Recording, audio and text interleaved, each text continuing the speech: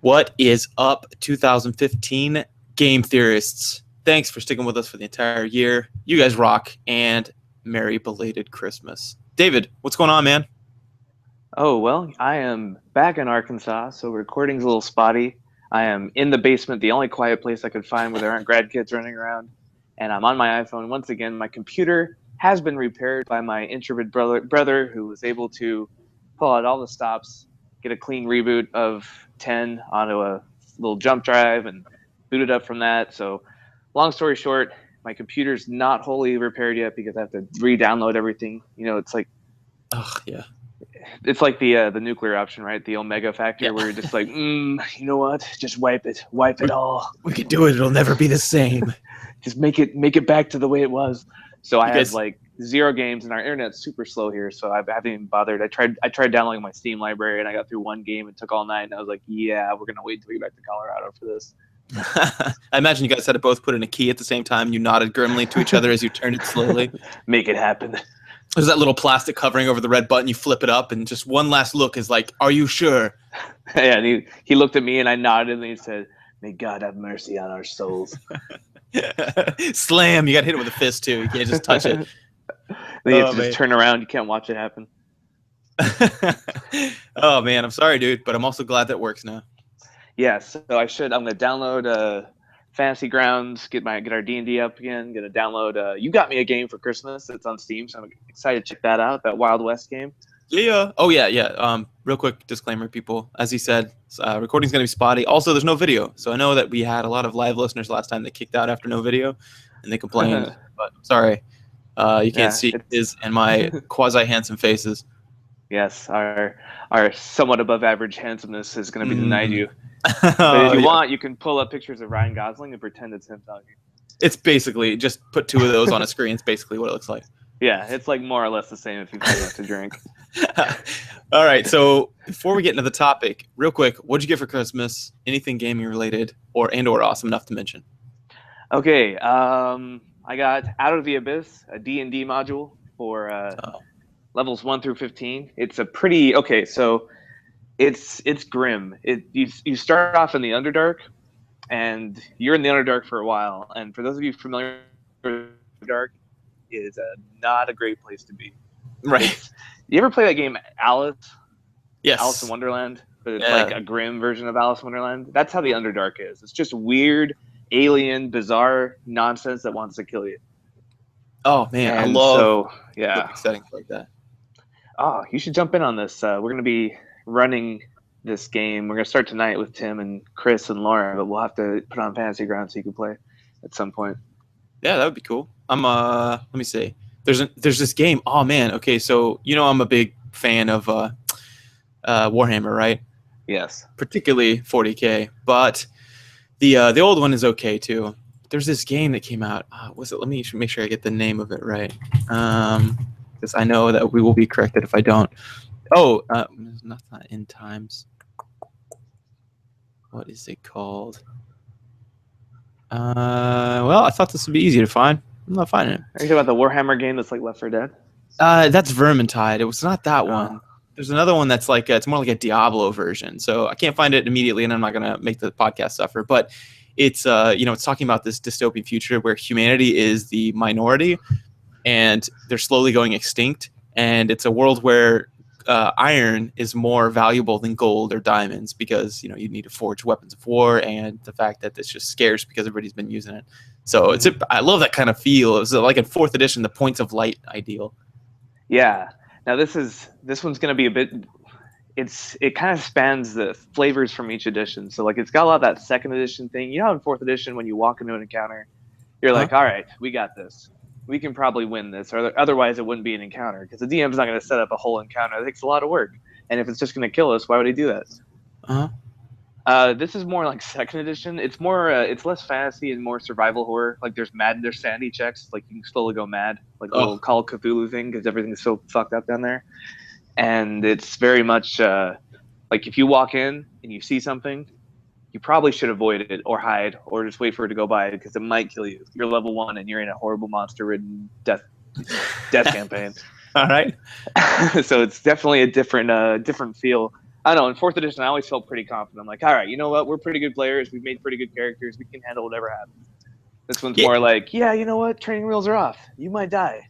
Well, and as we kind of explored that other time we talked about it, a few episodes back, fourth edition, it's kind of incumbent upon the DM, or it seems to be an assumption in the rule set that each fight will be winnable. Yeah, and there will be like a series of 3 or 4 in a day because you've got a daily and a couple encounters. Right. So you're not going to be pushed too hard. It's going to be, you'll probably be pretty tired at the end of the day, but you had 3 or 4 fights that are all pretty tough, but doable. Mm-hmm. Yeah. Well, that's cool. I like that. Should be fun. So I got that. I also, we did Secret Santa, and my brother was the one I got. So I got him Triforce Heroes for the DS. You've seen that? No. It's a 3D Zelda game, or it's a 3-player Zelda game. So it plays like a Link. It's like the same kind of gameplay, but it's 3-player co-op. Uh-huh. And you just kind of run through dungeons together with like other Links. That sounds fun. Yeah. So I got him a copy. I got myself a copy, and my sister Laura's getting a copy. So the 3 of us can go dungeon delving, doing some Zelda dungeons together. That's fun. Quite good. And and then that Western game that you told me it's kind of like a Deadlands if it was a XCOM style game. So we've got like some mystical stuff happening, we got some Western stuff happening, and turn-based combat. Yeah, it seemed like an intriguing storyline, or I guess not storyline, setting. And I was like, no way, but surely someone's going to screw this up. But then a lot of people gave it good reviews because it's like a turn-based strategy game that's kind of like, XCOM a little bit, but in Western things. And there's like, Satanism going on and whatnot. So you got to go stop it, clear out the heathens. And hilarious. And of course I bought myself a present. I got the Batman Arkham Knight for $20. And wow, that game. Why didn't you tell me it was fun? I should have played it sooner. It's so good. Glad you played it.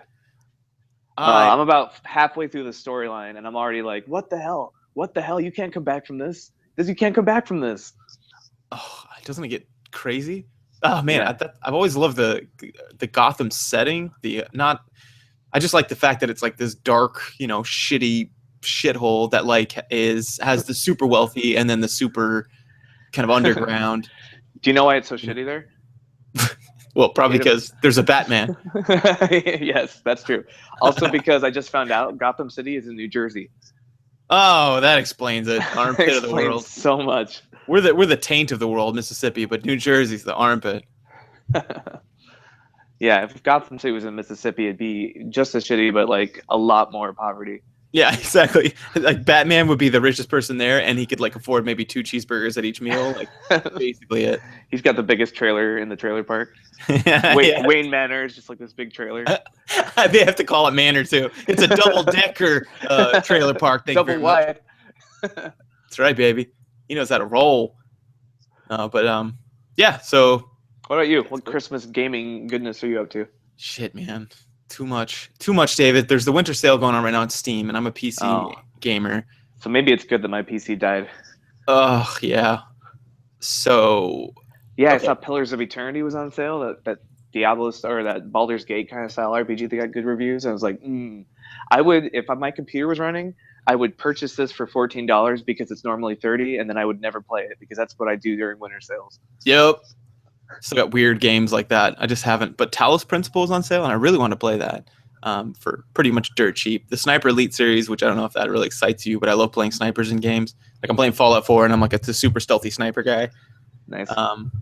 And then I got Undertale because that was on super, super cheap, and everybody's just going crazy about that. Yeah, hearing lots of good things about that one.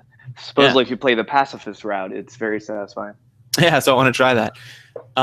Finally, 2 other things. Woolly World. Got that for the kids. Nice. That game is adorable.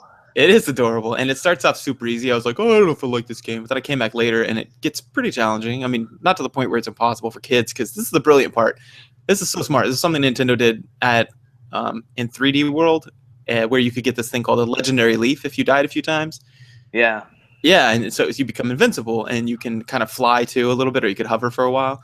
Well, on here, they did the same sort of thing. You've got, it's called relaxing or chill mode or something. It's called laid back mode or something like that, and then there's the regular mode. Normal mode is, you just play the levels. It's kind of a platformer, problem solver. Find the hidden stuff, kind of like Donkey Kong Chill Country, or what was it? Does it play like Yoshi's Island on the Super Nintendo or Super Mario World Yoshi's Island? Kind of. There's quite a lot different, but kind of. You do throw things. You throw these little balls of yarn. Your friends got turned into yarn. They were already yarn animals, but now they got turned into little balls of yarn. Oh, that's even worse. And they ran away with them. So what you do is you collect yarn through levels, and if you get them all, you can make a new Yoshi. You can make them back. And so once you make them, you can also turn into his color. So there's different themes and that kind of thing. And if you do your little amiibo, little Woolly World amiibo, and put it on there, you get a second version of you that does exactly what you do. So I found that was both good and bad. It was good because it throws double the yarn. You can you live longer because if one of them dies, it's fine. But also sucks because if you lick with your you go to lick and you're both pointing the same way, he'll swallow you, and then you're like, which one am I? And then I walked off a cliff that way. It was just, I was like, you know what? No.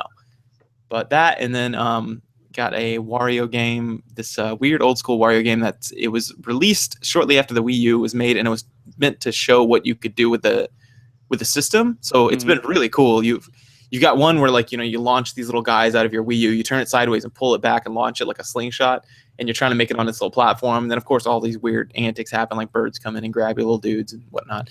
But it's also got things like you can Pictionary, so you're drawing on your pad and they can't see you, that kind of thing. They've also got one called there's a thief where you have to go steal apples. There's a bunch of little people walking around in the city, and you're one of them, and only you can see who you are on your pad, and everyone else has to, and you're trying to steal these apples that are sitting out there that everyone can see. So if you're the audience, so you're the four people that are sitting on the couch, you're like, oh, I'm trying to find who it is that's stealing the apples, and at the end you got to try to guess. It's just a lot of little clever things like that you can't do with other systems. Cool. So yeah, it's been really interesting for that point of view. Yeah, also, like I said, got Talos Principle, got that, and really I'm just trying to put a dent in Fallout 4 because love the scenario, and it's just, there's so many quests. They just keep coming. So many. Ooh, man. Yeah, that's one that I will probably have to get on my PC now it's back up and running. Yeah. And finally, I've been playing the crap out of Heroes of the Storm, of course, still. And last night, so I had this friend a while back whenever I was pretty much try hard when it came out in alpha, and we were playing all the time because at the time I was right in between my thesis and my dissertation, so I had this glorious amount of free time. And so I was like, oh, this is wonderful. So I just get on and play sometimes 10, 11 hours straight, and if I didn't have anything important to do. And so I played with this guy, and he ended up continuing that trend past the winter break, and he went in and played with this team called Evil Geniuses. So kind of a big deal. And last night he just randomly was like, hey, could I join your party? And it's me and Amy. And I'm like, oh, you have no idea, buddy. I watch you in pro games. No, you don't want to play with me. He's like, it's cool, bro. He's like, I remember having some great games. I was like, no, dude, no, you don't want to. And he's like, no, I do. And he invites one of his other friends. And I was like, God damn it. So they get in there, and we played try hard mode for a while. And I was just, my hands were sweating the whole time. I was like, don't do anything stupid. It's crazy. But you're all gonna laugh at me. I know, right? It's like if Michael Jordan showed up at your high school gym and was like, yeah, come on, man, I remember playing with you in high school. And you're like, no, it's not what you think. It's much worse. I'm not magic like you, Mike. I'm just not magic. I need the magic juice, like in Space Jam. It's Mike's secret stuff. Mike's secret stuff. That was it. The secret is in you. So anyway, that's pretty much it. Yeah, kids playing games, we're loving it. I got some a lot of fitness related stuff for Christmas, but that's not what this podcast is about. That's a different and far more boring podcast. Yeah. Yeah, so I've been playing Disney Infinity Star Wars with my nephew, and it's been pretty fun. He loves flying the space battles. It's hard to get him to go back down to Planet Hoth to actually do the missions because he just wants to fly through the asteroid field and shoot TIE fighters pretty much all day. It's his favorite thing to do. But it's fun seeing these kids figure out Star Wars from when we were kids. We grew up watching Star Wars on VHS or DVD, with our parents showing it to us. But this, he hasn't seen all the movies yet, but he knows so much about Star Wars from the toys, the merchandising. So he's flying the X-wing. He's like, oh yeah, if you press this, your wings go together and you go faster, but you can't use your lasers while it's like that. I'm like, yeah, you gotta lock your X-Foils into attack position. It's just fun to see like how he's coming at Star Wars knowledge from a different direction than I did as a kid. That's cool. It feels less linear, more like a universe then, with different entry points. Yeah. And the other kind of cool thing was I finally saw Force Awakens, and let's spoil it right now, guys. Spoilers. Let's do it right now. Can you believe it when Picard died? Oh, Couldn't believe. No Captain spoilers. Picard when the Borg got him. No, so what happens though is I'm playing with my niece, Bailey. She's 3. She's playing with the dollhouse. And I'm like, hey, I want to go upstairs and play Star Wars with Tanner. You want to come? And she goes, no, I don't like Star Wars. And I was like, really? Why don't you like it? And she stopped and she says, I've never seen the movies. Well, why don't you see the movies? And she's like, I don't know. There's not a lot of girls. And I was like, that's where you're wrong, my friend. And I was like, let me tell you about Rey. She's the main character of this new movie. And I started showing her pictures on my phone of Rey, just explaining what she was all about. And she was like so into it. She wanted to see every picture on Google Images. She's like, let me see that one. Let me see that one. And then she's like, what's she doing? I'm like, oh, she's fighting bad guys. She's like, she has a gun? I'm like, yeah. And she was like way involved in it was fun to see like a little girl who just is not interested in Star Wars suddenly be like, I want to see that movie. Oh, yeah. Yeah, I like the idea of Rey. So, she's badass. Those who want Star Wars costumes for Halloween now. Well, fun. Our main topic is quite different. Oh, there's a child crying. Of course. Is it murder? There is. It's nonstop here. It is. Well, here's what we do. We put the intercom system on so we can all hear when the baby wakes up. But there, I found a way to mute it. Nice. Shut that baby up. We don't need to know. It's like in philosophy where that perfect society exists with if there's only one child who's just being tortured right. or whatever. Yeah.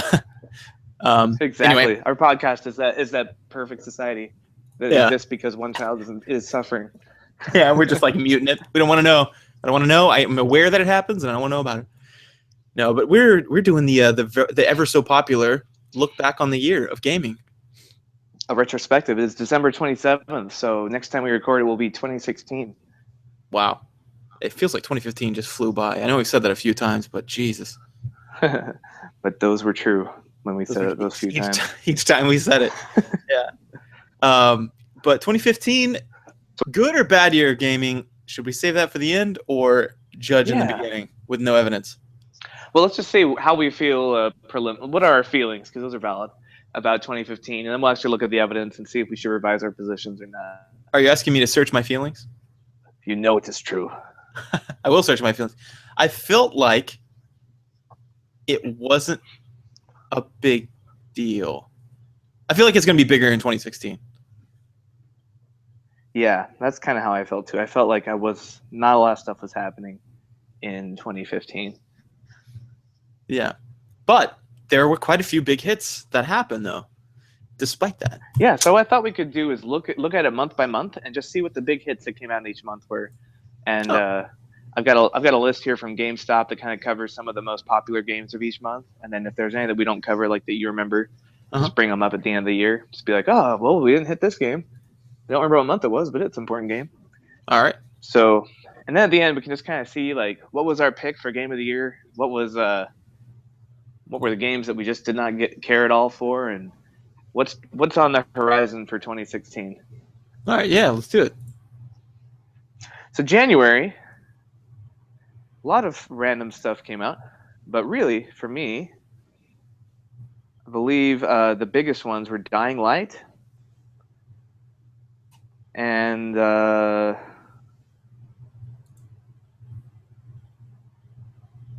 feel like Dying Light was probably the January game that made the biggest splash. Yeah. So when you're developing a game and you're looking for a release schedule, if you pick a January date, you're feeling pretty modest about your game. Yeah. You can make it compete in November or December if you want to. Yeah, it's like a movie that comes out in February. You're like, okay. Yeah. Although Titanic came out in February and it was a huge success, so sometimes it works. Oh, all right, yeah. Well, good. Just confirmatory evidence. But Dying Light, how'd you feel about it? I didn't play it. You played it though, didn't you? Yeah, I did. I feel like it's kind of like what everybody did. Here's how I talked about Dying Light, and I heard a lot of other gamers say this too. Skeptical at first, Then you start playing it and you're like, whoa, it's beautiful, and this idea is fun, and then quickly falls off. That's how I feel about it. It was just a huge world that, okay, so it's parkour with zombies, which is fun. Essentially made by the same guys who made Dead Island, but a big step up. But for me, the people weren't intriguing. The storyline was pretty convoluted and weird. You're like this isn't a spoiler. This is literally in the beginning. It tells you you're the secret agent for whatever reason, and you're dropped into this zone to figure out who's stealing the anti-zombie serum. It's been a little bit, but it was so weird that like I had played probably like 12 hours in, and I was like, what the fuck is going on? And so I went and Googled it, and no one knew. Like the people at IGN and everyone, like all the folks who were reviewing it were like, this story is shit. Like, what the hell is going on? So yeah, see, and story would be nice, but just the whole concept seemed like something I want to try it, because parkour in games, you played Mirror's Edge, right? Uh-huh. Like that's a great idea, but it's so hard to pull off. It's so hard. Without VR, it's hard to know where your feet are. That's why, remember Turok the Dinosaur Hunter on the N64? That game was so hard because it had a lot of platforming, and it's just hard to be a platformer and also a first-person shooter. And so parkour just takes that level of difficulty and brings it up a notch, because now you're not sure where your feet are, but also you need to know where your feet are at all times. It should have been a third person, like Assassin's Creed. That's true. Right. Third person parkour works, but first person parkour is really hard to pull off. So as soon as I heard it was that, but with zombies that eat you when you fail, I was like, nope, that's too much frustration for me. Well, let me disagree with you on a part of that. Yes, definitely should have been third person, but the parkour system wasn't that weird. It was a weird control scheme. Like you held left bumper, if I remember right, or maybe right bumper on the Xbox controller, or R2 or L2. I think it was one of the shoulder buttons on the PS3. But you run in and you hold that. Why that button? Why not A? Jump and hold A. Your jump button to do that. It just didn't make much sense. It felt weird. The control scheme was weird. But there is something awesome about running from zombies, right? And for me, at least, it triggers this kind of like, holy shit, is it behind me? Is it behind me? And there's a button you could push where you could like kind of look over your shoulder behind you, and it was terrifying. There was moments where you're just running at night with one of these crazy creatures. And you're like, oh fuck, and you hit the button and you turn around and they're right behind you and you're like, ah! Like it's just, it was pretty forgiving, the grab system. Like you could grab things pretty easily, but you couldn't always tell where you could grab, but often you would grab something. So it was okay, but so my misgivings were misplaced. No, yeah, on that maybe, but here's the thing that was shitty. Okay, a lot of people play zombie games for a reason. We kind of touched on this in Zombies. But there are people who are calculated. This isn't always the case, but often I found that people like strong zombie fans seem to be people who are calculated and survivalists. Like they're like, I've calculated my risks. This is the best possible course of action. This is how I'm playing this game, right? A lot of it's on tough decision making, trying to find the best percentile or percentage, the highest percentage win rate decision, right? Mm-hmm. Like selecting who you're surviving with, selecting who gets, like in Walking Dead, who gets what snacks, that kind of thing. It's this, right? It's these moments of calculations because they want to have this idea that if they figure out what to do right, they have a chance of surviving. Right. Or, they want to feel like their intelligence will give them some measure of control or some ability to survive if they can game the system. Yeah, and I feel like these, I think it's Dead Silver who makes the game, but the people who make Dying Light didn't understand that. They instead made a game where they thought, oh, it'd be cool if you were running from zombies. That's true, but you've completely missed your target demographic here. Your target demographic does not want to be put in situations that are stupid. We feel upset when that happens. I watch people who watch zombie films, or if you play a zombie game or a role-playing game in like The Walking Dead, and you're rolling, you're like, why are you doing that? What are you doing? What are you doing right now? Stop and think. Exactly. Don't let yourself be put in those stupid situations or whatever, right? And so that happens all the time in this. It happens in the very first part. They introduce the night mechanic where these zombies get harder and these crazy zombies come out by putting you in a position that is stupid. She's like, it's way out there and it's probably going to get dark, but you'll just have to spend the night over or there. And you're like, I can't spend the night here. There's doors are wide open. I'll die. So it's like, and then it tells you have to run back. And I'm like, I don't want to be told that. Why can't I just, weld up the doors, just, do something. So then you're just end up running back and you're put in a horrible situation. So whenever I got bit on that part, I was like, that's stupid. This is dumb. And it happened multiple times. They make you go way far out because they want to use the night mechanic.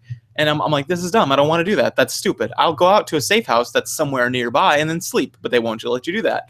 They need you to do it at night so that you'll understand the fear. But that's it's a series of stupid calculations and dumb risks that I wouldn't have taken, throughout the game. So for me, it was a fail because of that. I like the mechanic of running from something that was pretty terrifying, but it got old fast, and the storyline didn't stick, and then the fact that I was put in dumb situations didn't stick. So, yeah. Well, that brings us into February, which had two kind of big releases. The first one was Evolve, which was made by the guys who made Left 4 Dead. So already people are excited about it, right? Because Left 4 Dead was a pretty fun game. Yeah. But I don't know. That's another game that you played and I didn't play. It's another one I skipped because people were just kind of lukewarm about it. In fact, this is my fear of Star Wars Battlefront. Anytime you release a multiplayer game that's multiplayer only and there's no real campaign mode, you run the risk of the game. You have a game that you just can't play anymore because there's no one playing it. Yeah. And that's kind of what happened with Evolve. Like nowadays, it's really hard to even get in a match because people just moved on from the game. Why do you think that is? Why was it a failure when it was a cool concept? What was the concept, first of all, and then why do you think it fell short? Oh, it was kind of one of these, not anachronistic, atypical, or what's the asynchronous? Asymmetric? Asymmetric, yeah. Asymmetric gameplay where one guy's a monster and the other guy's a monster hunters, which seems awesome. The graphics were gorgeous. And with the light system, you got your light there, and then you turn the corner, and your light lands on this massive monster's face, and it's ambushing you, and it just leaps out and goes, oh! I mean, those are just amazing moments. But the game was shit because a lot of it was DLC. They were leaning heavily on that, like you had to buy certain classes and things, but also the classes were just confused. Here's how the gameplay would roll out. It's a pretty cool idea. The monster gets bigger, and you're trying to get it before it gets too big. But it goes and like gets these little monster, what are they called? DNAs or something? It basically gets bigger and bigger as it eats these specific things. So what you do is you start out and you're like, oh, there's some tracks, and you start tracking it. But you're these 4 guys, and you're going as fast as you can. You're running to try to find it. And when you find it, it just goes crazy. And it didn't feel, so you're sitting there shooting it. It doesn't feel like it's hurting it. And you're kind of like, okay, what's going on? Then the monster would slap a guy off to the corner, and then it was just chaos. There was no team to it. You know what I mean? The supports felt like shit because you're like, oh, I can refill someone's shield battery. I'm pretty sure that's what it was. But it doesn't matter because you're never near the people because he's slapping them everywhere. It was too much disruption. Just the whole thing, it just was not fun. I played it like probably 10, 15 times, and I was like, this is dumb. This is not even resonating with me at all. It wasn't fun. It wasn't like, it's not like you're like shooting traps out and catching him and he has to break free out of them and then he runs some more, and there's no skirmishes. It's pretty much just running after a monster for a long time and then one big battle. And if the monster's any good, it pretty much won. And it wasn't, Left 4 Dead was, you running through different cities, making your way through a hospital, a lot of interesting things like that. This was pretty much just different scenarios of tracking a monster and then having one big fight. So I don't know. I can't put my finger on it because by all definitions, it seems like it would have been cool, but the classes kind of sucked, and there was clear overpowered ones and clear underpowered ones. And then they started releasing the DLC of the more interesting classes, but we weren't sold yet. The audience wasn't sold on it. We were like, no, I don't want to spend more money on this. That would be stupid, Right. And it's funny because February was kind of the month for hunting monsters with your friends, because not only did Evolve come out, but Monster Hunter 4 Ultimate came out on the 3DS. Nice. And this long-time listeners of the show will remember me reviewing Monster Hunter 3. This is the same thing, but better, because now you can play multiplayer on the internet. So my brother and I, for a while, would just get online and just hunt monsters together, which was really fun. You could jump off. You could add some new functionality. Like you could jump on monsters that were beneath you and mount them, and just start stabbing them in the neck while they're trying to fling you off. So it's just tons of fun stuff like that, and it's just really kind of customization and fiddly bits. Like every time you kill a monster, you harvest parts from it. You take the parts back, and you can build different armor sets based off of what monsters you're killing. So it's very much, if you're ever into crafting systems in MMOs or loot drops, or Halo. What Destiny does this too, where you get different drops and get different guns. It's very much appeals to those kind of people who like to just hunt giant monsters, get incrementally better with the loot drops, go back, do it again. So unlike other RPGs, Monster Hunter is a game where you don't level up. It's just you get better because you just get better at the game, and because you're getting better loot from all the hunts you're going on. Yes. And we skipped over, I think, life is... But... Sorry, go ahead. Oh yeah, go ahead. I was just gonna say I really liked it, but I haven't played it in a long time because my brother lost interest in it, and just so many other games came out, so it kind of faded off my radar. Yeah, and Life is Strange, I believe, came out in January, didn't it? Maybe it was February. Oh, I don't know. Yep, looks like initial release date January 29th, 2015, which was just a So right at weird the end. introduction back into gaming. We'd already done Telltale, but that was more of like these cliffhanger, biting your nails moments. This is more of this weird, chill indie experience. Yeah. Did you ever finish it? I haven't beaten it. No. Wait, did I? No, I don't think I've. Yeah, I'm about halfway through it because my computer died when I was gonna get caught up over the break. But it's interesting. One of our listeners actually was playing it somehow in a Facebook group, and one of the things that Life is Strange does is it really makes you the character of what is it? Not Chloe. Who's the main character? Oh, what Zoe? No, Zoe. I think it's Zoe.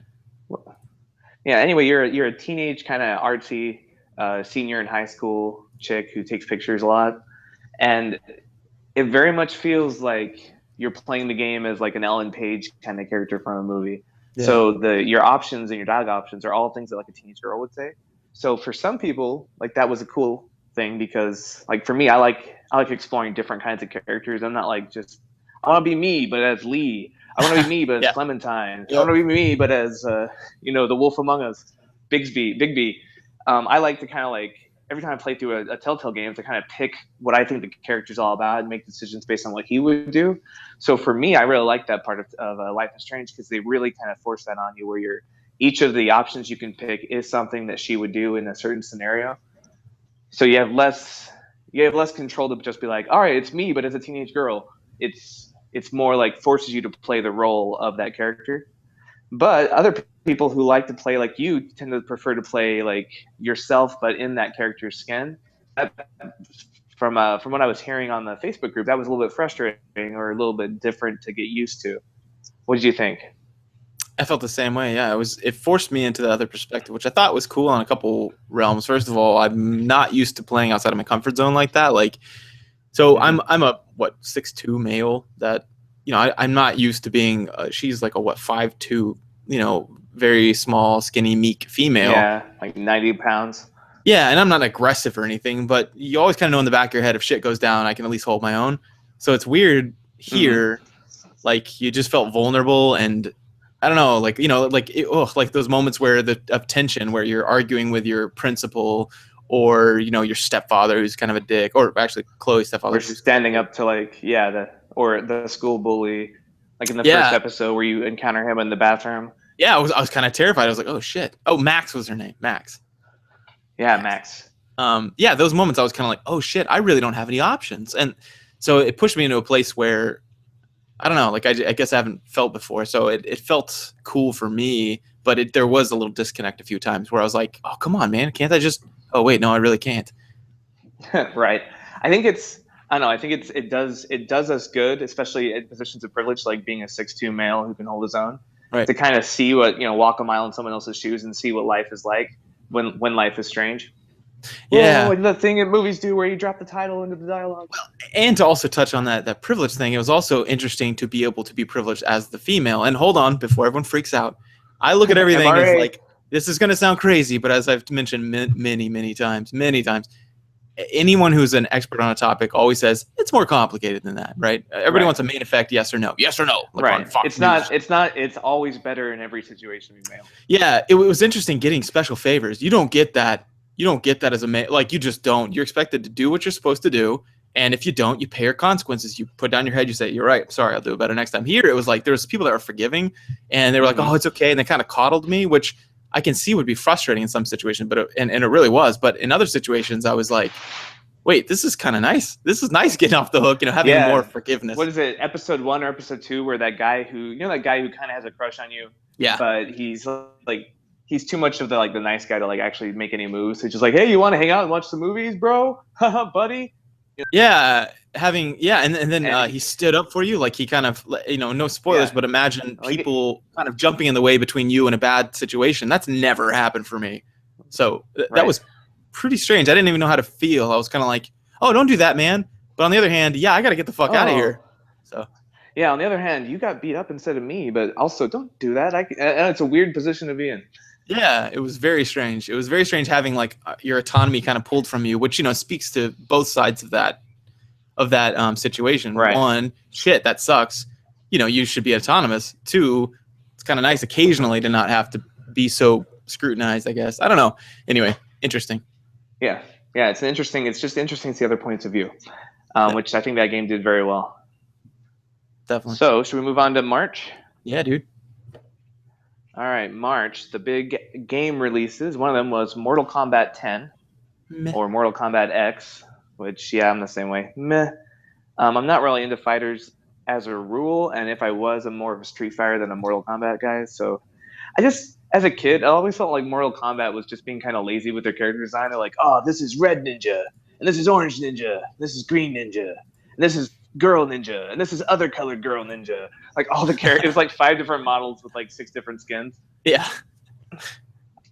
I actually liked Mortal Kombat quite a bit, but it was I kind of grew out of it after a while. Just fighting games in general, I guess I kind of fell off and never picked back up. And also in March we had, that was April was Mortal Kombat 10. March was Devil May Cry Definitive Edition, and Ori and the Blind Forest came out in March. Fuck yeah. So, yeah, I think Ori and the Blind Forest was a fantastic game. We reviewed it already, but just really tight platforming. And it did what Child of Light did for RPGs. It did that to, like, Metroidvania kind of games. Yeah, it brought art to that genre, I guess. Which, right. A tight platformer like that, you wouldn't think you would, but you have this moment of kind of like, I don't know. So part of the thing that I try to get people with anxiety to do is find, serenity in the storm, right? Like this kind of peacefulness. Like when people say, oh, that dude's so zen or something, right? It's never in a moment where everybody's chill. No, it's in a moment where everybody's feeling a little tense and that person's just chill. It's that ability to get your peace inside of any situation. This allowed me to be peaceful even in a platformer that had something on the line. I was still like kind of sitting back, I wasn't like leaning forward and like hunched over and kind of like, playing with intensity. It was weird. It was cool to be in a situation like that and just kind of chill. Yeah, cool. Definitely a fun one. Back to April, Mortal Kombat X, also Pillars of Eternity, which was a Baldur's Gate homage, kind of tribute to that kind of style gaming. It got really good reviews, but I just never was excited enough about Baldur's Gate. Like I'm one of the only RPG fans who is in our age bracket, like a millennial, who is not in love with that game.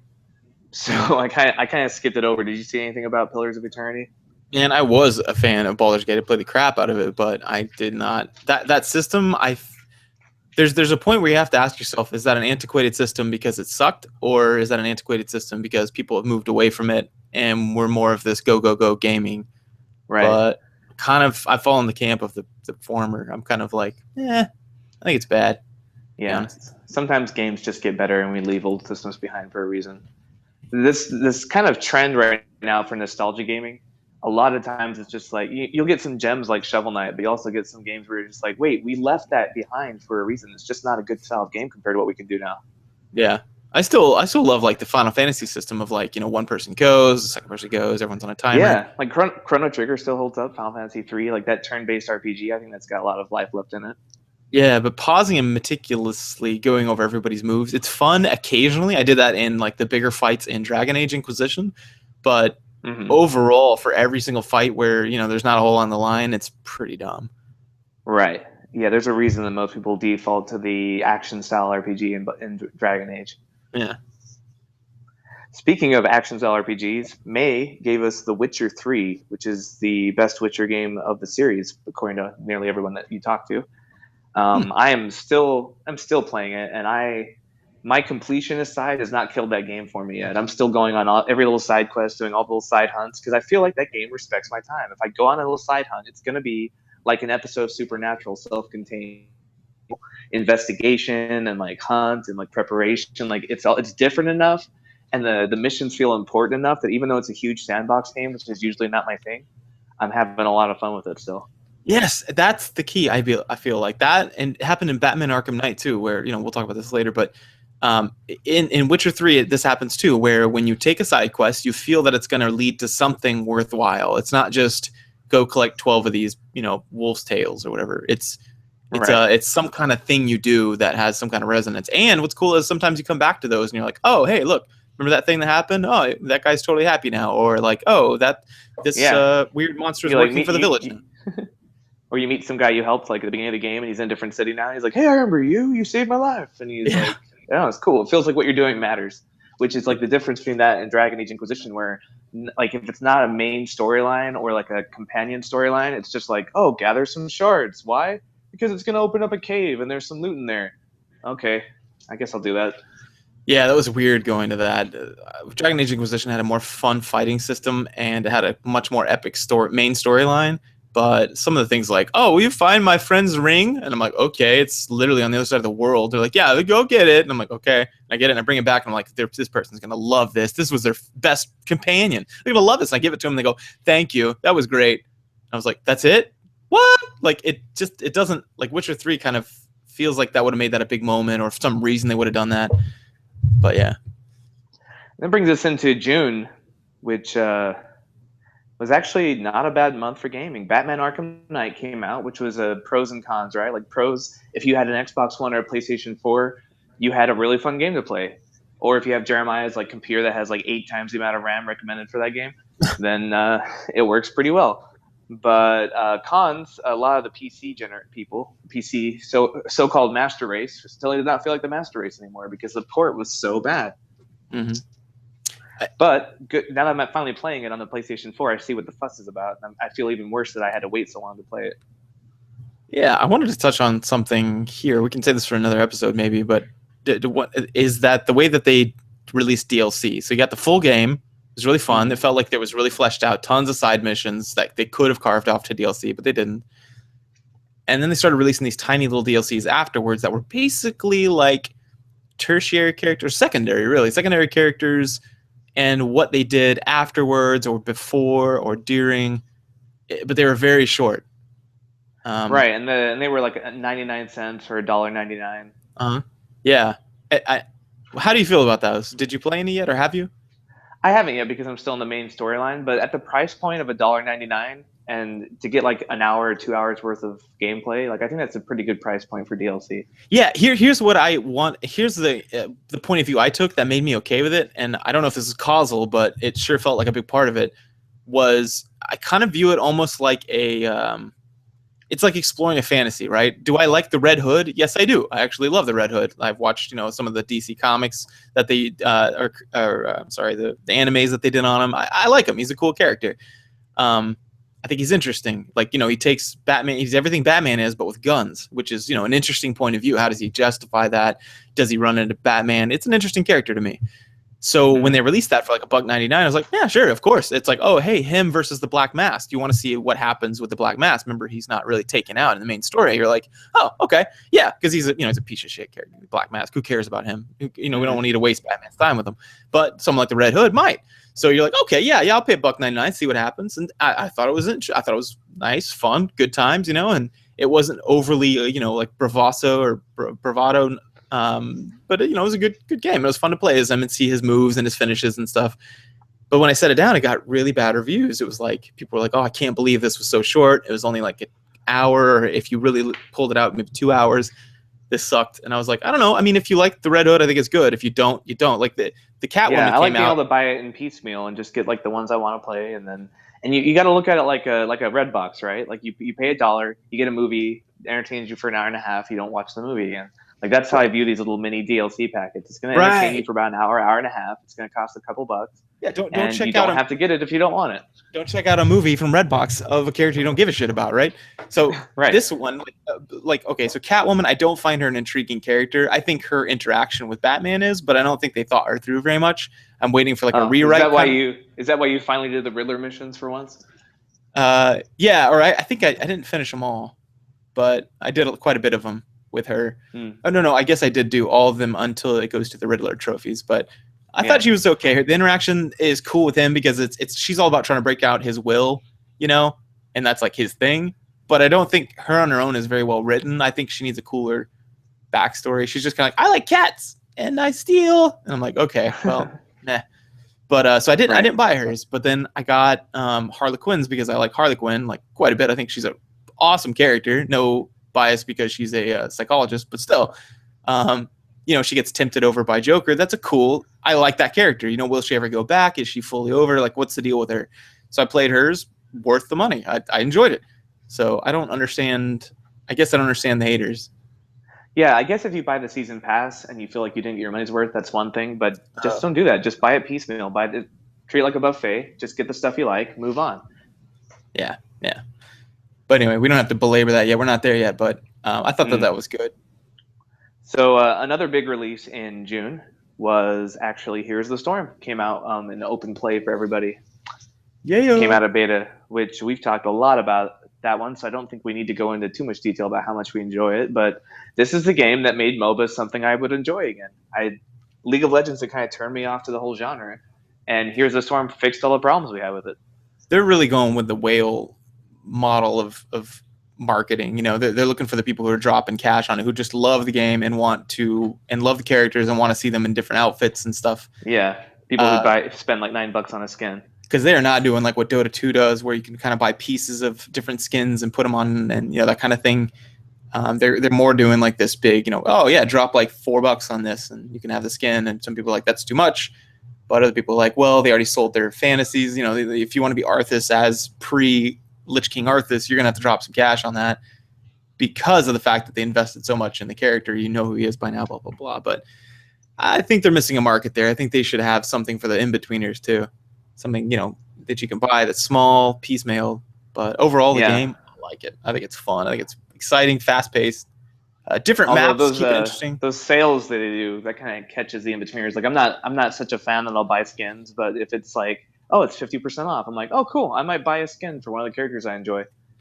Oh, I've got a few skins. I love some of their art is really good. So I'm kind of an art fan, but overall, great game. I love it. Yeah. Another great game that came out that month, making June like a peak month so far, Tales from the Borderlands. Hey-o. Which we talked about before. Great. Such a relief to play that one while we're playing the other game that came out that year. Yeah. Game of Thrones.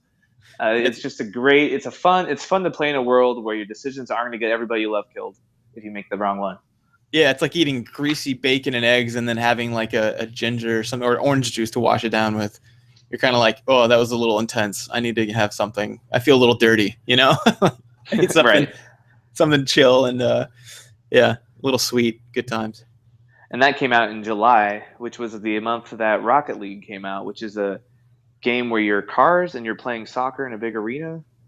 Who came up with that idea?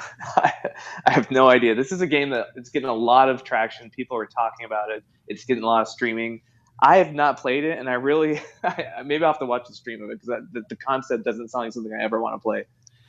I think it looks pretty fun. It taps into some of that stuff that like, this is like the core of game. Like Nintendo does this well. When we had Eric Zimmerman on, he's kind of into this kind of like the fundamentals of what's trapping people into gaming, what makes it seductive. It's not just this over the top, make a Batman game, we're going to buy it. Make a Witcher game, we're going to buy it. Make a Fallout game, we're going to buy it. But then something like this is an original, a weird idea that like a kid can understand. If I tell my kids, hey, you guys like soccer? And they're like, yeah, it's pretty fun. And I'm like, now imagine that in a car with rockets in the back of the car that you can boost and in like a huge like dome environment, they would lose their crap, right? There's something fundamentally cool about that. So I like that. That was clever, very clever. Yeah, whereas to me it was like, you like racing games? No, not really. You like soccer? No, not really. Cool, we've combined them. Is this going to be like Firefly where you combine chocolate and peanut butter and it turns out I love both things? Yeah. Or is it going to be like two things I don't like mixed together like poop and vomit and now I still don't want to eat it? Right. So I'm kind of on the fence. Maybe if I played it I'd like it, but I just haven't been drawn to it. Yeah, I think it's a specific market, but... So then August comes around, which is traditionally a slow month for gaming. This is where Metal Gear Solid 5, the Phantom Pain train came out. Phantom Pain. This did very well. Is that one that you've checked out? No, I'm not. Remember, I'm not really sold on the Metal Gear Solid franchise. I know it's blasphemy to many of our listeners. I'm a sinner. I'm a dirty heathen of the Metal Gear Solid deity, but Right. I'm too far gone at this point. It would be too much for me to catch up. It's hard to jump in on the fifth game. But also in September was Super Mario Maker, which is one that you've played and I haven't. What are your thoughts on that, real quickly? So they've taken a different model with DLCs, and I think it's great. It updates every once in a while, and it'll tell you. It's like, bing, it updated. So the kids will be like, whoa, what is it? And they'll go, and they get so excited about it. They tell me about it, like, oh, it's these things now. We can shake it, and it does this now. And I'm like, oh, cool. And they get back into it. So I don't understand it. I'm not a creative type for, like, as far as, like, aesthetically pleasing stuff. I suck at it. So I don't quite get it, but I think it's great when they play it. It's fun, and I play their little levels, and, yeah, have a good time. It's a weird game. I would not have predicted the success. Which takes us into October, which not a lot going on. Some expansions, like Witcher 3 got an expansion. Shadows of Colossus was influenced a game called Jotun that came out. Tales from Borderlands finished. The big like original game that came out was Assassin's Creed Syndicate, which did a couple things to make up for the lackluster Assassin's Creed Unity. So Assassin's Creed Unity, I'm probably the only person who liked that game because I'm such a French history nerd. Most people did not praise it. However, Assassin's Creed Syndicate lets you play as two assassins, one of them female, so it's kind of opening up the gaming market to girls who, turns out they enjoy games too when they feel represented in them. And apparently it's a lot more fun. It's more kind of a steampunk Victorian England series. Yeah, okay. And then but the big game that month was Halo 5 Guardians. Came out at the end of October. I liked it. It's got Nathan Fillion in it, David. Oh, well, that might be enough to get me to play it. Yeah, if I had an Xbox, I would play this one just because I like Nathan Fillion, and apparently the writing was very good on it. So, yeah, I'd play it. It's not like there's nothing about the mechanics of the game that I think is stupid, other than the main character is dumb. The original game and the following one were really stupid and overhyped, and it was just for a bunch of bro nerds. They literally, there was a special for a while where they would sell you Mountain Dew. How did that go for the first one, or maybe it was the second one? It was just a complete bastard. It was like blackface for nerds, so it really pissed me off. It was clearly trying to get a new market for the bros and the nerds combined. Yeah, it's all the people who are like watching Big Bang Theory and like, I'm a geek. I understand this. Here's what it felt like. I went on a mission trip when I was a kid, right, to Chicago, and there was this pastor who had this brilliant idea to invite the heads of two gangs together for a cookout. There's a basketball court, and in the middle, or off to the side, we had a full pig, like roasted, the full thing, with the head and everything, like one of those type things, and tons of food, tons of things. It was all free. And it went about as well as you can predict. The two gangs showed up, and they stood on the entire opposite sides. No one touched the basketball courts in the middle, and they just stared at them like crazily with their hands in their waistbands. It scared the shit out of me because I'm like 13, and we called it off early because that's a dumb idea. And so it's like the same thing that happened here. Like, there's no Jesus is not going to heal the wounds between two feuding gangs. It's not going to happen. That just not over a pig and some pig skin. It's not going to happen. So this was a situation like that where I was offended by the notion of it. I was like, oh, we don't equate us to let them play their NBA 2K15 and their Madden, and we can play this. We play games like, Metal Gear Solid or The Witcher. Let them. No, I'm not going to be thrown in the same. With these bros who were like, oh, headshot, bro, and then they were teabagging each other, and I was like, I'm fucking done with this. This is over. This game, everything about it is offensive. It's just, paintball, bro. Look, I'm like a paintball in the future. And I'm like, oh, wow. And like a sniper rifle with a viewfinder on it. I'm like, that's really lame. That wouldn't make much sense. You'd much rather have a scope on those. I mean, unless you got some weird high-tech thing that makes it like see through walls, which you don't. So anyway, there's a lot about that I hate. But there's still some – it's not like I would not play something from that franchise. They've improved a lot on it. So yeah. Well, November, always a busy month for games, and this year was no exception. First off, we had Rise of the Tomb Raider, which has gotten great reviews. It's supposed to be a fantastic game. However, my one beef is it's doing a timed exclusive release, so only the Xbox One players can play it now, and PlayStation 4 and PC gamers have to wait until next year for it. It's like the worst of both worlds. You're killing your initial sales, and you're killing your hype because people are going to put out Let's Plays and things, and if you're a huge fan, you're going to go watch those and have less of a desire to play when you get there. Yeah, how much financial incentive did Microsoft give to because it does hurt your sales. Like if you're killing 2/3 of your market, and then it's like Batman Arkham Knight. Once I finally got a chance to play it, I was like, yeah, I guess I'll check it out, instead of just like, oh, it's out, I'm getting it on release date. Yeah. So that seems like a bad move business wise. So I imagine there must be some like under the table deals that make it worthwhile. Yeah, under the table hand jobs. Yeah, exactly. Financial hand jobs. Yeah.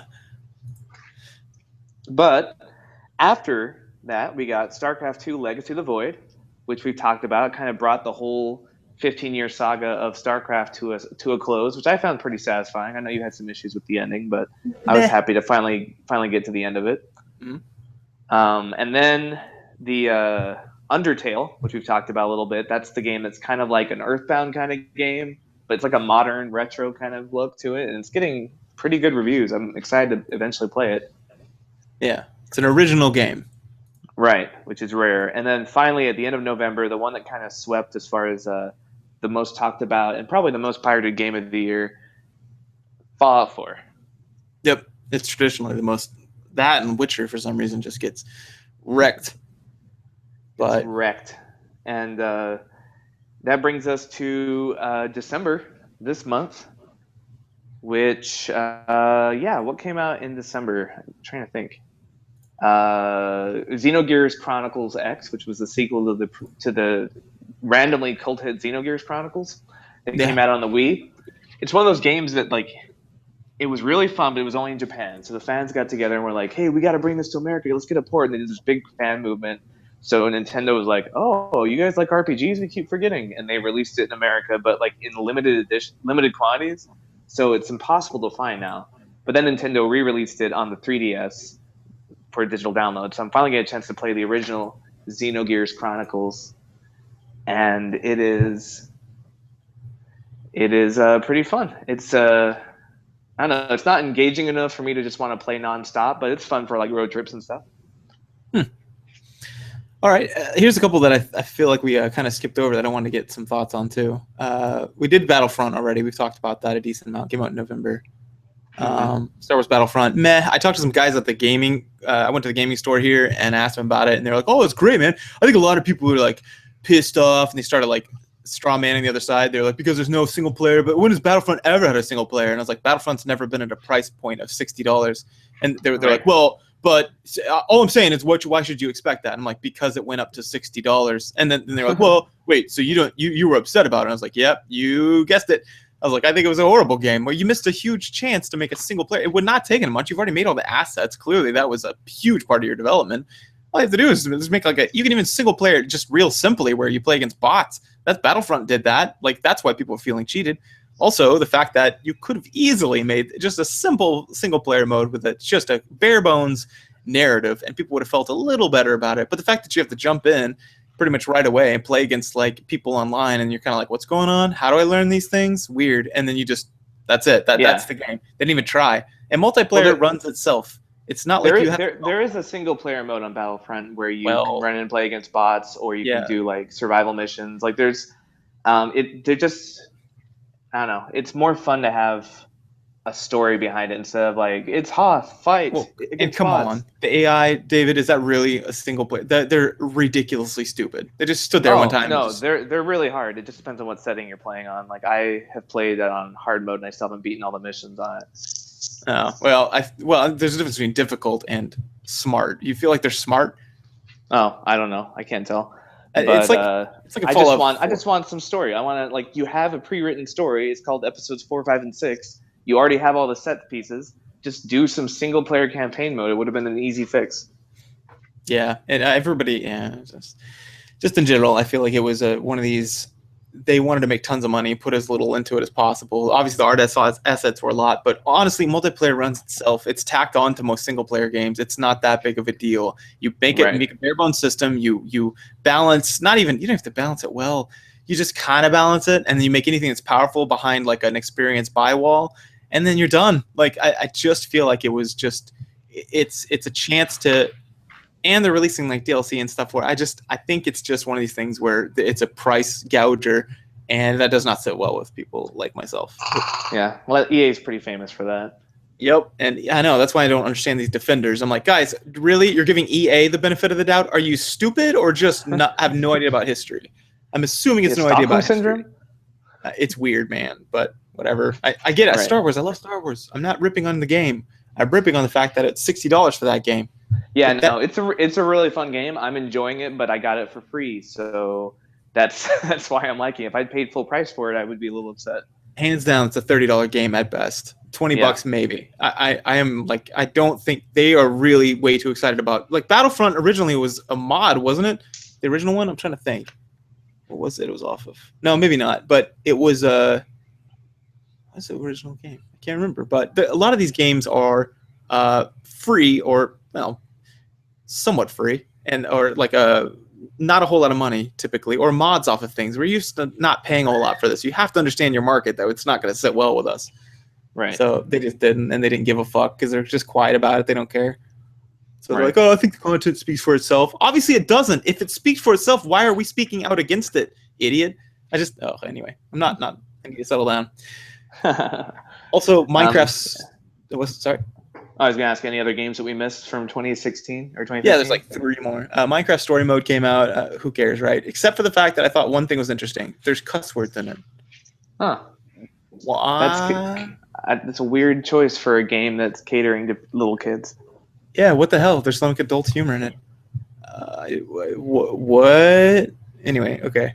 My son just told me that because I was thinking about getting it for him, and he was like, "Well, it has cuss words in it, Dad." And I was like, "Are you joking me?" And I looked it up. And I'll be damned.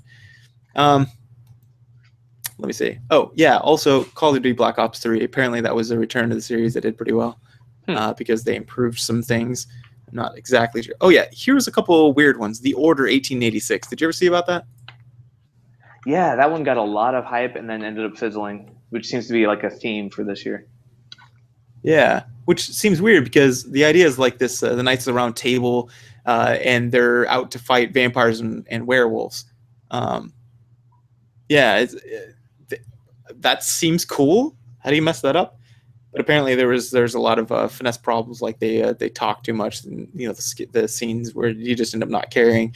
They didn't tell a story well enough to, like, cutscenes in general are a bad idea. I think that's going to go the way of the dodo.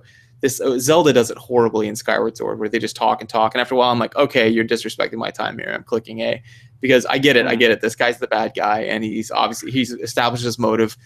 In real life, I would have been like, okay, thanks, I'm done. But he's like, oh, this happened, this. And I'm like, okay, just stop. And I think that it's a spillover from Japanese RPGs and RPGs in general, but we need to cut that out. They did that in here, and it pissed a lot of people off. Also, Just Cause 3 just came out on December 1st. Huh. Yeah, that's right. Just Cause 3. Another franchise I've never really gotten into. Some people lost their shit about this, man. It's meh. But I get it. There's a lot of like weird antics you can have in a multiplayer. Another letdown, I feel like, Battlefield Hardline. You remember that? That's the one where you're police. And this was released in a time where you're a militarized police unit. In the time where where police brutality is literally a talking point in the national presidency. Yeah. Read your audience. Just what the fuck? Like, maybe hold off or release it with like some kind of. This is a problem, people. This police brutality thing. I went to Iraq with some police officers, and they were their mentality was frightening. They're not all like this, but almost all of them do prescribe to this fraternal order police idea of brotherhood. Where I'm like, that's fine until the point where you're like, oh, we'll just make up our story. Everyone get it right before we get back behind the wire, so we can tell the brass that. And it was literally what told to me, and I was like, oh, what? What? No, dude, we tell the truth. I'm like, but we might get in trouble. I'm like, then we don't do it again. That's called punishment. What the fuck? Like, they just make up their own reality, and they have no moral qualms about it. Almost none of them. There's almost no whistleblowing incentive there. That's why they have to have an internal affairs. Yeah. Anyway, it's a systemic problem. I don't hold any grudge against any particular police officers. We have a lot in our family, but I also know that whenever we discuss this, they get heated and they start bringing up this us versus them mentality. Like, well, I guess, what do you have to hide? I'm like, me? Are you joking? I'm family. I have nothing to hide. I'm a veteran who's going to get my PhD. What do I have to hide? I had nothing. I'm a good person, but I'm not a criminal. But fuck, man, can't I criticize you? Nope. So anyway, also Splatoon. We didn't talk about that, but we talked about it before. Oh, yeah. We have talked about it before. Another surprise kind of hit. Another game I didn't really think I'd like, but ended up being really fun. Yeah, Lego Jurassic World, which apparently is another Lego game, but they improved it, made it more fun. Supposedly, it's more teehee, lots of good times. Yeah, I think that was it that I saw. Yeah, pretty much. And of course there were a lot of other games that made the list that I'm looking at that I didn't cover because none of us have played it, neither of us. So if there's a game that we missed that we should play that will change our opinions about the lacklusterness of this year, definitely let us know in the comments or on the Facebook group. Overall, my pick for game of the year, I would have said Witcher 3, but now that I'm playing Arkham Knight, that's a tough call because I'm having a lot of fun with both of them, but doing different kinds of things. Like Arkham Knight is like a more controlled, compact story, which I enjoy. Witcher 3 is just the vastness of it is a pro and a con in and of itself. So not having finished Batman Arkham Knight, that might be my game of the year. It's hands down my game of the year. It's the story, the fact that I've seen a lot of people fuck up a third, the final episode in a series, right? Like we saw, in my opinion, Legacy of the Void was a fuck up, or if not, it was a letdown. And there's a big voice, whether it's the majority or not, I guess we could disagree on, but there's a large voice that says it was like, what the hell were you thinking? A lot of this doesn't make sense. There's a lot of storylines that aren't tied up, and they're like, oh, we'll fix them in these new special episodes we're doing, like with Nova and some other people. They haven't released who else yet, but I'm like, yeah, but it just the whole story sucked. And then you finished with Protoss, the generic good guys. Like, there's nothing. Nobody says nobody. I've never seen anyone, even the biggest fanboys, say that they were like, yeah, I really got into Artanis' motives. He was like my dude. Artanis is the main character, and he's basically like a second edition Paladin, where sense good and like he can never do any wrong. It's just not. Who cares? That storyline is not interesting. So I just think it was a drop of the ball in all respects. They could have ended with probably some of the most important people in the universe, like Raynor and or Kerrigan. There was hardly any Raynor at all. It was just dumb. I feel like it was a big letdown. But Arkham Knight, holy shit! When it finishes, you're like, oh, damn, that's great. And the only things that aren't wrapped up are some simple things, like I said, like Black Mask. Who the fuck cares about Black Mask? Or like tiny little people like that. Everybody else, good, feels solid. It's done. It's cool. It's the end of the Knight's era, kind of, or well, that's the idea. He's trying to get there. Yeah, right. And as far as honorable mentions, Ori and the Blind Forest, that's a great pick. It's not big enough, or like it didn't hold my attention long enough to be my game of the year, but I really had fun playing it for like the 15 hours I spent on it. Yeah. I love that game. I thought it was great. It's been a while since I played a satisfying platformer like that. I really enjoyed it. Love the fact that they actually put love into it with artistry and stuff. And I would say Rise of the Tomb Raider would be mine. Rise of the Tomb Raider is probably like that really hot girlfriend with a horrible dad. You know what I mean? Like, it's probably not just hot, but totally cool. It's like this really attractive option that you really want to get your hands on. This sounds weird. I'm having a hard time analogizing. What I'm saying is spend some time with. Yeah, you're just like, oh, you're really excited about, but their dad's a douche, and you can't begrudge the game for that. But on the other hand, you're really pissed off at the dad, and it's going to color it a little bit. You'll be on a date or something. You'll be like, well, this would be even cooler if you didn't have to go home in like 10 fucking minutes, and then she's like, why you can't hold that against me? And you're like, yeah, I know, but still I'm pissed. And she's like, don't hate my dad. And it kind of ruins the experience. It might. So oh, that sounds like an oddly specific conversation. The example we can all relate to, right, guys? Right. Yeah, so that's kind of how I feel too. Like, it's probably a great game, but with Microsoft having exclusive ownership rights until next year, it's not going to make my game of the year list for, because I can't play it. Yeah. Anyway, so that's 2015, man. Not bad. Yeah. So what do you think overall? Like, looking back on the games that did come out, there were some pretty fun games that came out. I don't know why I had the overall impression that just nothing really that exciting happened. Some of the video game awards came out, and it was pretty much like this is the episode that died to the internet somehow. But it's the same things. It's like, okay, so Witcher 3, Fallout 4, Batman Arkham Knight, and what was the last one? Ori and the Blind Forest is pretty much the ones that were up for grabs for everything. And Dragon Age Inquisition, I believe, wasn't it? Was it Dragon Age? I think Dragon Age came out in 2014. I think it did too. Okay. But it felt like that was on there for some reason. Anyway, maybe the DLC. yeah, they did have some good DLC. So yeah, I think it was just a couple really solid hits, but there was a lot of letdowns with, I don't know. I don't know. It just felt quiet. Too So it quiet. had really huge games like Batman Arkham Knight, Fallout 4, things to keep you busy and have a lot of fun. But it's not like a lot of general new content came out. But Batman Arkham Knight is, Yeah, it's Batman. like sequel. It's like Hollywood. Like they just keep making the same movies, sequels, because there's not a lot of new stuff coming out. Yeah, I feel like the new contributions to this were Life is Strange, Dying Light, which sucked, Minecraft, Story Mode. That's just more Telltale. Yeah, there were some new Telltale games, but those are kind of like a franchise too at this point. Yeah, exactly. And then I think Splatoon, which shook things up, and then past that, Ori and the Blind Forest. Other than that, it's all pretty much. I guess Rocket League, but I mean like real big releases. Right. So or flops like Evolve, which was a big new idea that just didn't pan out. There were so many flops. Maybe that was the problem. Just Dying Light, Battlefield, Hardline, which apparently is pretty fun when you can get past the fact that they were just what. Don't encourage that mentality right now. That's not cool. Right. Yeah.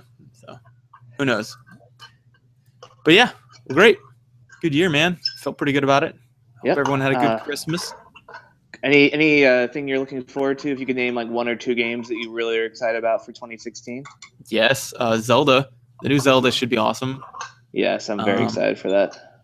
Obviously, Tomb Raider, the chance to play that. Yeah, Tomb Raider coming out for the unwashed masses. Yeah, like us as filthy PC gamers. Right. And I feel like there was something else. Wasn't there another big one? Star Fox is coming out. Yeah. But I think it was a non-Nintendo exclusive. What was it? 2016 big. Hold on. Yeah. Hold on, I'm gonna look this up. I'm not gonna let our audience down here. Never let them down. Oh, there's so many. Why would you release it like this? Don't do that. Just list them all unhelpfully. No. or do that thing where you have to scroll through a slideshow to see. I hate that. It's a new webpage thing that's caught on somehow where it's like, you want to see the 20 biggest events of 2015? Click through this slideshow. Yeah, they do that so that you can click on the next page and reloads all their ads. It's more money for the buck. Right. Oh, that game, not No Man's Sky. Yeah, No Man's Sky, right? And then there's Deus Ex Mankind Divided, so it's a new Deus Ex game, which should be really fun. The Hitman, which is an open world Hitman, which it should be fun. Uncharted 4, and Thief's End, which apparently is supposedly a closure to the series, I believe. Yep. That would make the title make sense. Yeah, there's a new Mirror's Edge game. No Man's Sky, like I said. Dishonored 2. Dishonored 1 was a good time for a lot of people. There was another one that was really big.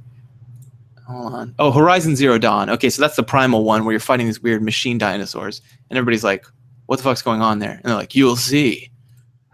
Yeah, so I'll wait to get excited about that before we know what it is. Yeah, although I'll probably play it anyway. I love that genre. That sounds fun. Cool. Yeah, 2016 should be good. All right. Should we do any feedback this week? I think we're going to be kind of a chill episode this week. We've got this is the holidays for us. We're just trying to get in something quick. Yeah. But yeah, let us know what you guys think if we missed anything, or if you're excited about 2016, or any feedback in general. So cool. All right. But yeah, so see you guys next week in that whole new year. We'll see you guys a year from now. Next year. I mean, that was the right one. Yeah, and, a year from now is not quite accurate. No, that's false. But, all right, we'll see you guys later. Thanks for listening.